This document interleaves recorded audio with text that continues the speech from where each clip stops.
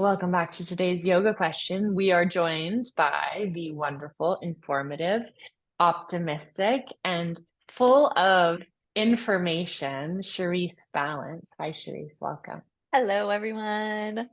So I know Charisse from this photo shoot for Yoga Myths.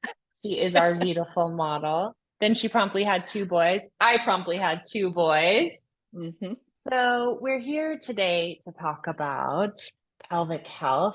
And Charisse is a pelvic health physical therapist specializing in perinatal health, which means pregnancy and postpartum. Charisse, brag about yourself a little bit. Tell us about all the modalities that you know and your Oh, well, my main one is training. restorative yoga. I literally taught it to like a room full of firefighters yesterday, and they were like, "Oh, more." So that's one. Uh, my fascia release, hypopressive stuff to help with pelvic organ prolapse. I really just integrate yoga with my practice. It was funny. Somebody was like, "How do you integrate yoga with your PT practice?" I was like, "How do you not? I don't know." Mm, So I mean, I feel like me and your mom are similar in that way. absolutely. And so that's why I love her so much. But yeah, so that's me. Yeah. I will put links to Charisse's website and her Instagram below this video so you can find her. And if you are physically located in Northern California, you should seek her out and go find I'm also in Charisse in Southern person. California now. I moved. Yeah. Okay. So I I'm didn't in know both. that. Yeah. Aha. So I Okay. practice in Ventura and now Ojai. And then we'll always be in San Francisco. So I'm in San Francisco also. Okay, great. So today we're talking about the diaphragm, and hmm we're going to use this smaller yoga tune-up ball and do some work rolling around on the diaphragm.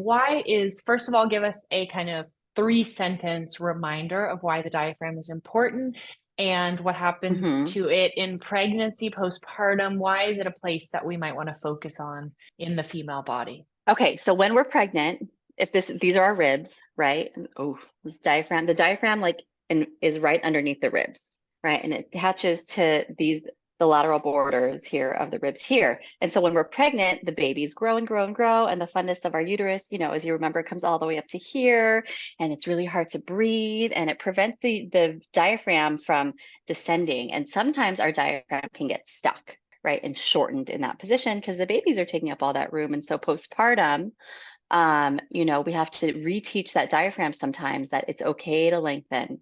Um, and the diaphragm is muscle. It's the main muscle of respiration, of breathing.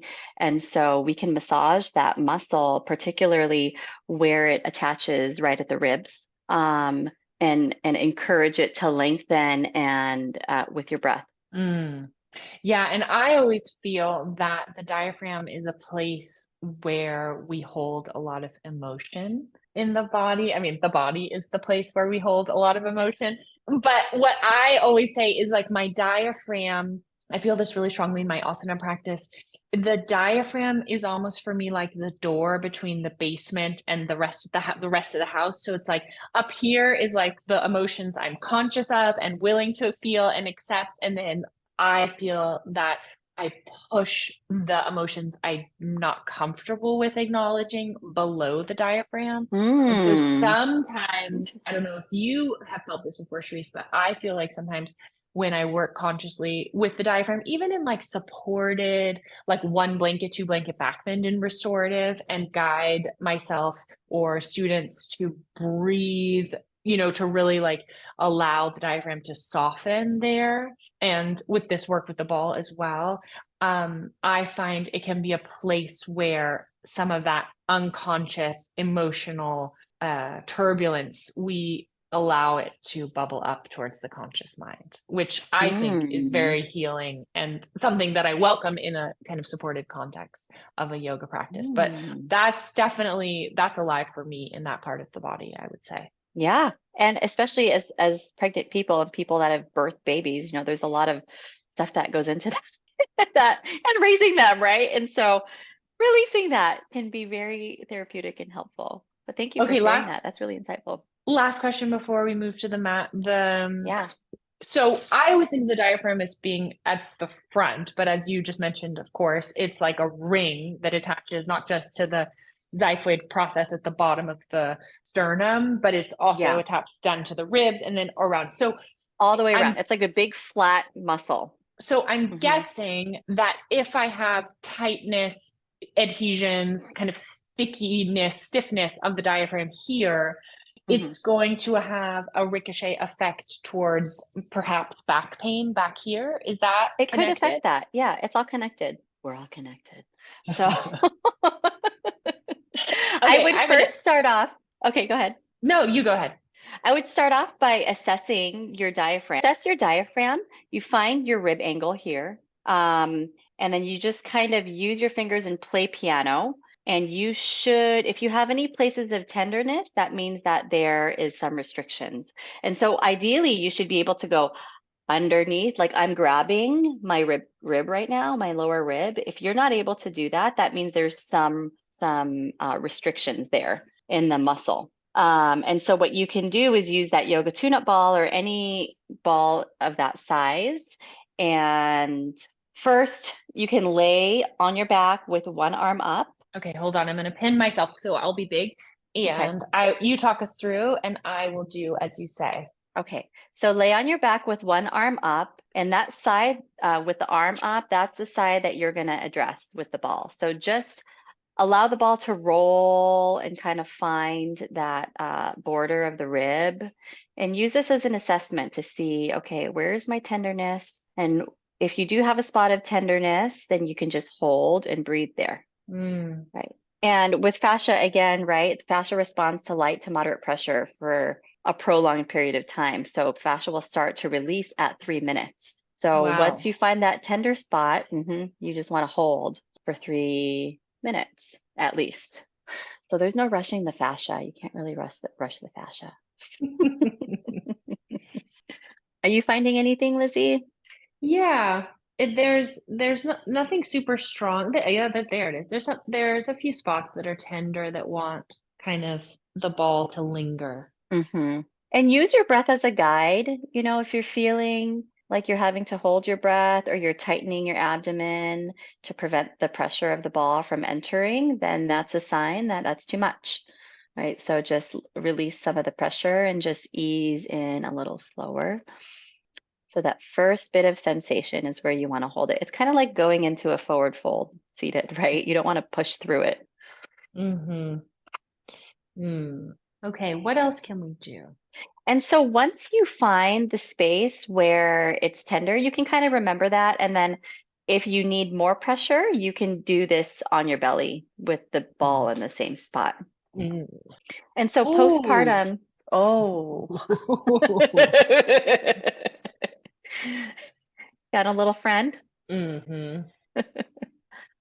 And so really paying attention to our breathing postpartum is important, right? As a pelvic floor PT, I think people think that I just, assess the vagina, but that's not the only part. That's one tool that I use, but it's really it's the whole body, and like this whole core, the pelvic floor is the bottom part of the core canister, and the top part of the core canister is your diaphragm. So we also need to address that. The diaphragm needs to be able to lengthen on the inhale as the ribs expand, and then it recoils back to its resting position as the ribs recoil. Mm. And so, a famous woman I know said, where we have ribs, we have lungs, right? And so really envisioning the ribs expanding as we inhale, and along with that, the diaphragm descending and lengthening. And so postpartum restoring that can be super helpful because sometimes it gets stuck up there. Mm-hmm. Is it ever too late if we've had our kids, someone watching this has had their kids 10 years ago, 20 years ago? Nah, it's never too late. It's never too late.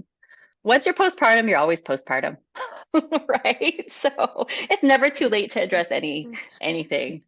Yeah, I mean, the tissue will respond. oh, this is amazing. I could do this forever, but I'm going to come up here and finish our conversation. So, what I have said since having my twins is that now walking and sneezing has become like a risky maneuver for me. Like if I'm walking and then I have to sneeze, I have to stop and like cross my legs and sneeze because like if I'm out for a walk with a friend or something and I have to sneeze, it's just not possible. It's just It's like, Oh, that's also could a myth. be. That's also What? a myth. Just because you give birth or just because you've been pregnant or you've given birth doesn't mean you have to live with incontinence. Also know that. You know how we have yoga Hmm. myths in that book? This is a postpartum myth.